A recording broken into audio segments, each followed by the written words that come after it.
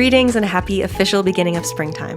With the weather warming up, I've been so excited to get outside more and cook up plenty of fun and fresh recipes. But life had other plans and we ended up getting sick this month. So instead, in today's video, join me for a week of slow days featuring simple and comforting meals and cozy hobbies while we recover. Hopefully this brings you a bit of cheer. Thanks to Thrive Market for sponsoring this video.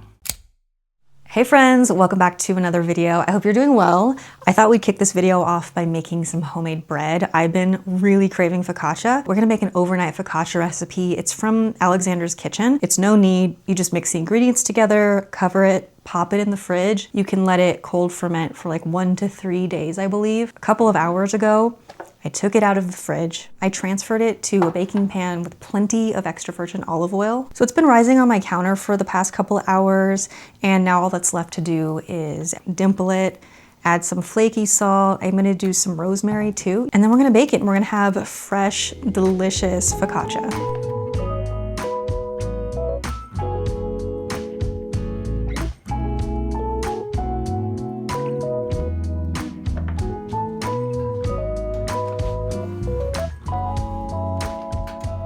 Eric has been sick for the past 2 days, so I'm gonna make some soup. And I'm kind of assuming I'll be sick soon too, because such is life. But I'm gonna make a Greek style lemon chicken soup, and hopefully it's nice and hearty and healing.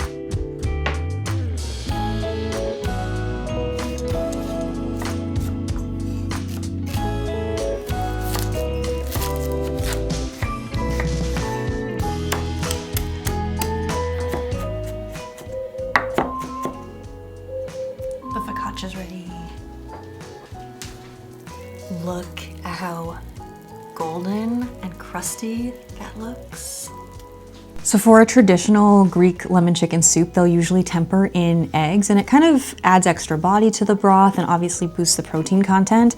I like to achieve something similar by blending silken tofu with the lemon juice. This is the plant-based chicken I like to use, but sometimes I'll make the soup with just like chickpeas or white beans, and it's really good that way too.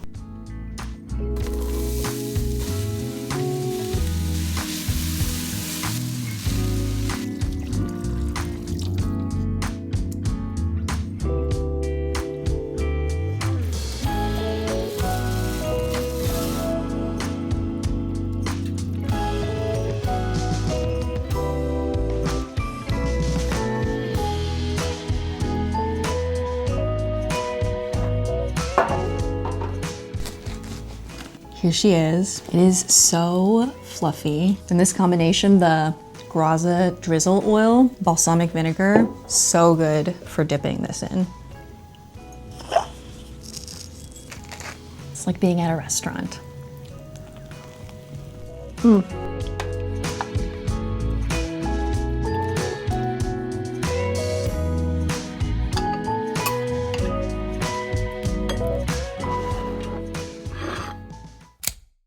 Hello. Gosh, it's been over a week since I filmed the last clip because that sickness that I mentioned Eric having ended up being COVID. So we've just spent the last week resting and recovering.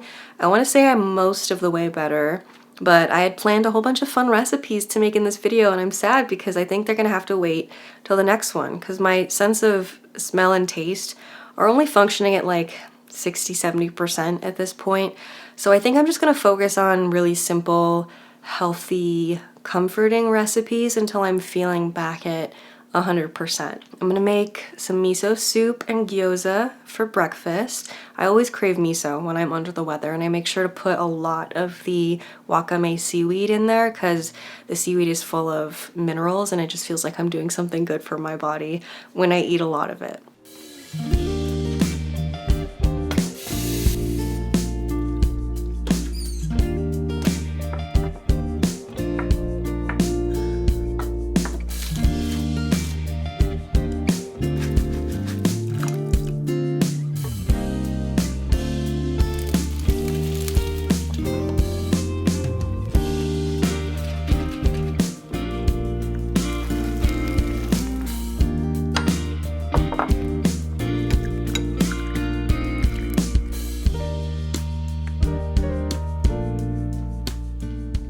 Just got an exciting package I thought we could open up together. This is from Thrive Market, who are sponsoring today's video. And if you are not familiar with them, Thrive Market is an online membership-based grocery store. They have an amazing selection of products, everything from food to supplements to cleaning products, even pet supplies. So I want to show you some of the things I picked up this time. So they have an amazing snack selection. They have so many different things that are hard to find in my town, like these Cocomel toffees. These are incredible. They're like my favorite movie night snack. I also love these Siete tortilla chips, and they're about 20% cheaper on Thrive Market than at my local health food store. And so many things are cheaper on Thrive Market, like these Go Macro bars and these Owen protein shakes that I'm obsessed with, so we had to stock up on these. And like everything on Thrive Market, they're non-GMO and free of artificial ingredients. And it's really easy to find products that are plant-based, since you can sort their catalog by diet or lifestyle. So the way it works is you purchase a membership, which is $60 a year, and then that gives you access to everything on Thrive Market's site. Everything's delivered with carbon neutral shipping, and orders over $49 ship for free.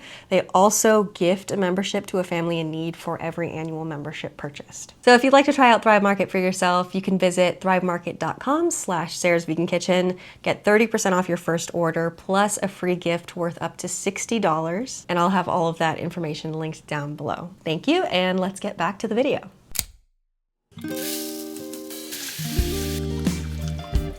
For dinner, I made one of my favorite recipes for when I'm feeling under the weather, which is congee. You take 1 rice cooker scoop of rice, rinse it a few times, and then boil it with 8 cups of water. In the meantime, I made my chili garlic silken tofu recipe. I doubled the chili garlic sauce so I could use some of it to top my congee. And this sauce has scallions, minced garlic, soy sauce, rice vinegar, some brown sugar, toasted sesame oil, and chili crisp. If you make this, you can serve the silken tofu cold, if you don't mind that, but I like it hot, and I usually poach it, but I was feeling lazy, so I just popped the whole block in the microwave today. When the grains of rice are tender, I take a whisk, and then I beat the mixture really vigorously to break up the grains into this nice fluffy porridge consistency. I also add in a bouillon cube, some fresh ginger, and some salt. Simmer the sauce a few minutes just to thicken it and cook out the raw garlic flavor, and then I served up this super cozy dinner. I drizzled some of the sauce over the congee and poured the rest over the hot tofu and topped everything with extra scallions.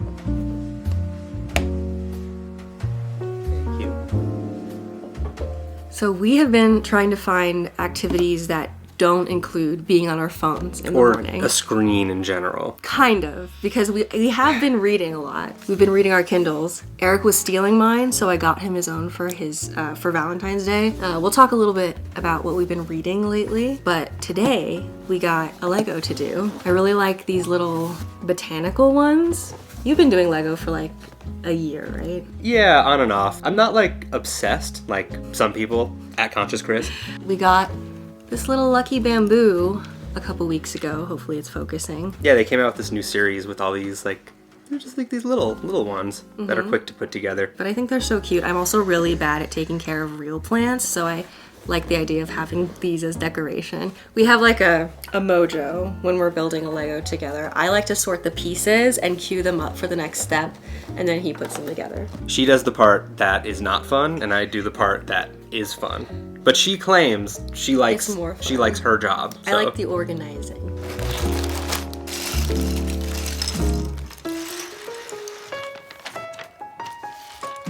So it seems like the first bag is the little pot and the base. I'm doing my sorting. So you can't tell me that this doesn't scratch your brain in the perfect way.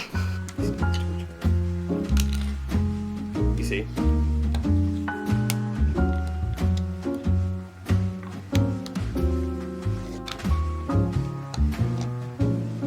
On to bag 2, but Eric really wants to talk about his books. because he's been reading so much lately. I was a big podcast guy, and then I became a huge audiobook guy, and then I just wanted to try reading on Sarah's Kindle a while ago. It's been forever since I read a print book. So then I got super into it, and I read Cloud Cuckoo Land and Station 11, which are both great books.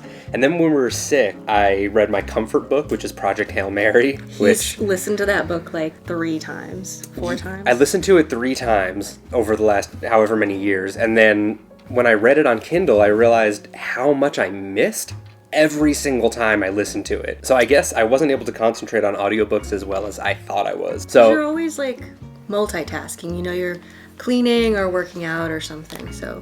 Right. And it's hard to rewind if you miss something too, if you're listening to it. I had watched Game of Thrones. It was almost 8 years ago. I don't really remember it that well, aside from that it was awesome. So I picked up the first Game of Thrones book, and they're long, and there are a lot of them, and so far it's really, really good. So that's what I'm reading. I usually like books that are like, I don't know, things that like really mess with your mind. It's so Sarah to just be like, just me up. Mm-hmm. But I really wanted to be like the girlies, and so I tried to read the Akotar series. Read book 1, everyone said, don't give up until you read book 2. So I read book 2. It took me like 6 months to get through. And it was better than book 1, but it's still, I don't know. I'm not sure if it's not the genre for me, or if just this particular book didn't grip me. So I don't know, maybe I'll try reading a different fantasy series before I give up on the genre altogether. But what's a book you read that you really, really liked? Oh gosh.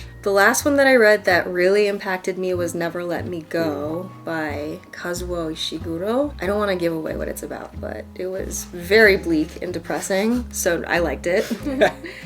What did I just start? You told me to read Remarkably Bright Creatures. Well, yeah, Sarah came to me the other day and she was just like, I want something to fill my time that's uplifting and positive. Mm-hmm. So I had read this book, Remarkably Bright Creatures, last summer. Yeah, it was really just a feel-good story about people. Yeah, I'm not too far into that, but it's good so far. I think this one will hit for you more than any of the other ones. It's very sweet and realistic, I'd say. Yeah. Aside from the talking octopus. My thinking is I want to have 2 books at all times. I want to have one that's like a guilty pleasure book.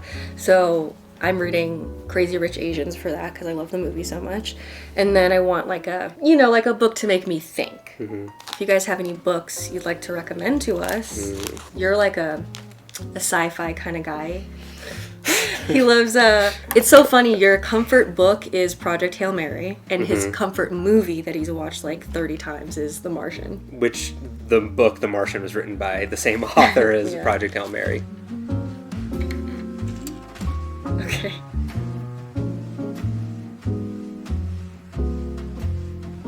Ready for the grand finale? Oh god, that sounds like something my dad would say. I'm old. Cute. Is it as cute as you thought it would be from the pictures? Yeah, I think so. And then don't forget to water it, alright? How's that? Cute.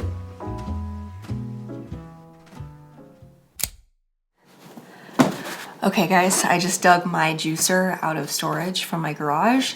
I haven't used this thing in a couple of years, even though I wanted it so badly. I was like obsessed with buying this. I really need to use it more often, but I thought today we would make some immune boosting shots. I've got some ginger, fresh turmeric, lots of citrus, some carrots, and this is the longest I've had a sickness linger in like a decade. So I feel like anything I can do to give my immune system a helping hand, I'll do it. I've also been really good about taking my supplements. Just gave everything a rinse because it was super dusty from storage, but hopefully I remember how to use this. If you don't have a juicer, you can totally make these with a regular blender and then just strain the juice through like a cheesecloth or a nut milk bag. Okay.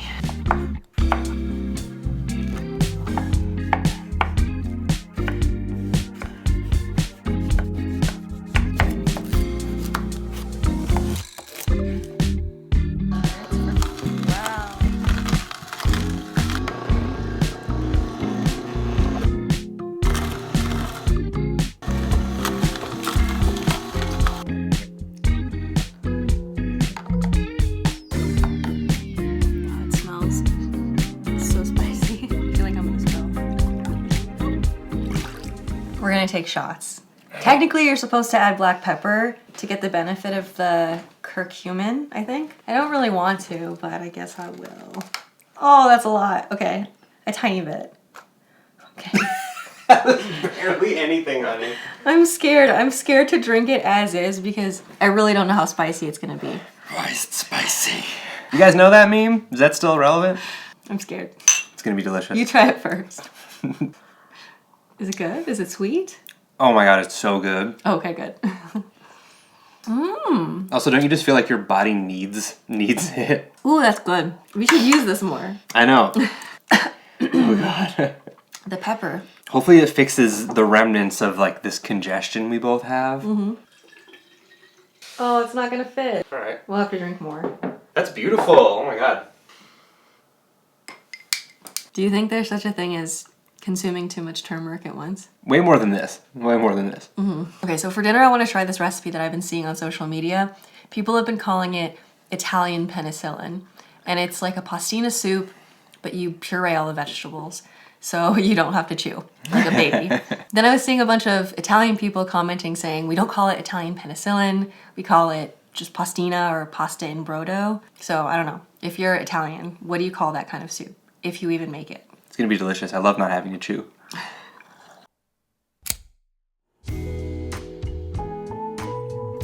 The soup came together so quickly. I used 2 quarts of vegetable broth, added a whole onion, couple of peeled carrots and celery, and like 5 or 6 cloves of garlic, plus a few bay leaves. I brought that to a boil and let everything cook for about 35 to 40 minutes till the vegetables were tender. And at that point I transferred them to a blender along with a couple of ladles of the broth and blended everything up. I added that mixture back to the pot of soup and seasoned with salt to taste. And in the meantime, I boiled up some pastina. If you specifically want this stelline shape and you can't find it with the other pasta at your store, I recommend checking out the Latin section because that's where I found this shape. It was with the fideo pasta. I melted a little vegan butter onto the pasta, and then to serve, I just spooned the broth over the pastina, topped with some black pepper and some non-dairy parm. And this was so good. I had like 3 bowls. It's so comforting, and this is absolutely going to become a staple whenever we're sick.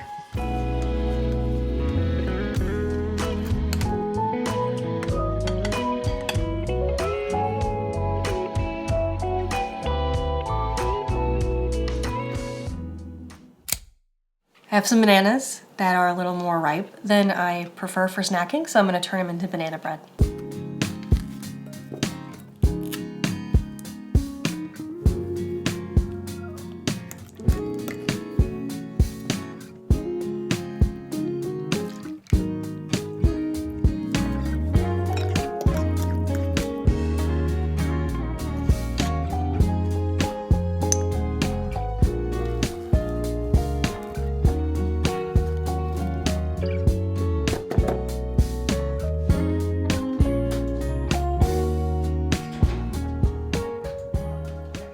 Just got an exciting package from Earlywood. They are the company that makes this hardwood spatula that I've been using in my past couple of videos that I love so much. So I bought this and they sent me a bunch of their wooden utensils. They're all handmade, they're based in Montana, and the quality is just amazing and they are beautiful. So I'll show you what they sent me. So they sent over a spatula, a scraper, spreaders, a couple of different spoons. I'm really excited to oil these and start to use them. They're all made of different kinds of hardwood, so they're super durable and really versatile too. Thank you, Earlywood. What are you gonna use the little thin spoon for? This is technically a tasting spoon, it says on their website. You can feed me something from all the way across it.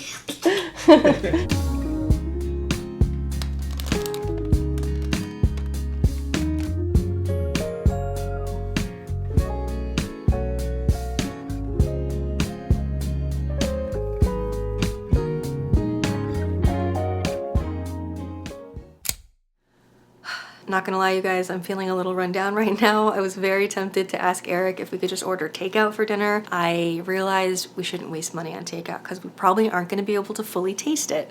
So I'm just gonna make one of my favorite quick and easy recipes. I'm gonna make my chickpea coconut curry. Just takes a little bit of chopping and then everything else is from the pantry. So it comes together really quickly. I think it's gonna be very tasty and healthy. And I'm really excited because tonight we're gonna watch the season finale of Severance. I'm gonna need them to answer some questions before they wrap up the season, okay? I can't have them leaving me with too many cliffhangers this time. If you watched it, let me know what you thought. Try not to leave any spoilers in case anyone is reading through it and hasn't watched it yet, but what were your impressions? What did you think? We've also been watching White Lotus, so I'm looking forward to that on Sunday. It has been really fun watching shows week to week rather than when the network just drops the entire season at once and then you binge watch it all over 2 days. I've been having fun, always having something to look forward to in the week, and also going on Reddit and reading all the fan theories and stuff. I feel like it's kind of nostalgic. It's kind of like when we were growing up and you'd have to actually tune in at the specific time the show aired. I think it makes TV more fun, so I'm really excited. So as I mentioned, this chickpea curry is super easy to make. The one thing I do spend some extra time on is building some color on the aromatics. It takes about 10 minutes, and while it's not required, it really boosts the flavor in this simple recipe. The key is to just use water to deglaze the pan as often as you need to lift up that caramelization. This recipe uses curry powder instead of a bunch of separate spices just to cut down on the prep time. I'm toasting the curry powder a little with the aromatics before adding in my canned ingredients, including 2 cans of chickpeas, drained and well rinsed, a can of crushed tomatoes, and a can of coconut milk, which makes it extra creamy. After that, I just partially cover the curry and let it simmer for about 20 minutes to soften everything up and to let the flavors develop. And the last step is to wilt in a few handfuls of fresh spinach for a little extra nutrition. This recipe is a definite staple for us just because of how simple and budget-friendly it is. It also tastes delicious, made with canned lentils instead of chickpeas if you want to mix things up. And we always serve it with basmati rice. It's also really good with some fresh cilantro, but hadn't been to the store in a while at this point, so we didn't have any.